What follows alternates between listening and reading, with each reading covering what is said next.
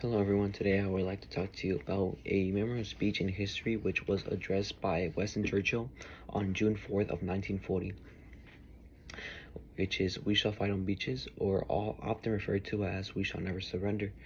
But what is the main idea or the importance of this speech? Well, during this time, Britain was suffering a defeat at the beginning end, and it was also a huge crisis, which was also during World War II times. People had lost faith and that trust in Britain. People, during crises, people tend to lose their minds, and especially when their life is at risk, people don't know what to do. And them being regular people, they needed a leader to come in and step up, and that's exactly what Churchill did. He came out, gave that speech, and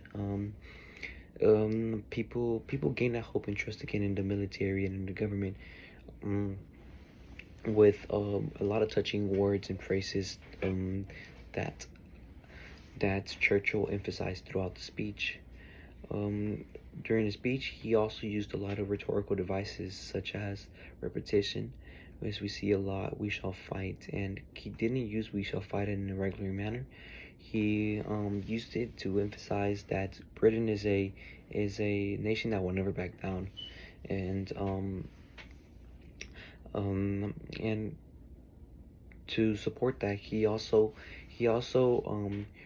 reminded people of certain moments in their history where they were in a similar situation but overcame, and that was the whole goal of this speech, to give people that hope again, in their nation, and so they could reunite in their emotions and as a nation as a whole.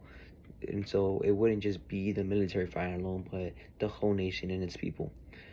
Um, he also used imagery. He used imagery in the battlefield. He illustrated and made people feel like they were actually in a battlefield. So, because when you're in somebody's shoes, you're able to relate, and when you're able to relate, you connect with those people's emotions, and it really gained that pride, and it gave people that light, and that support in their government again.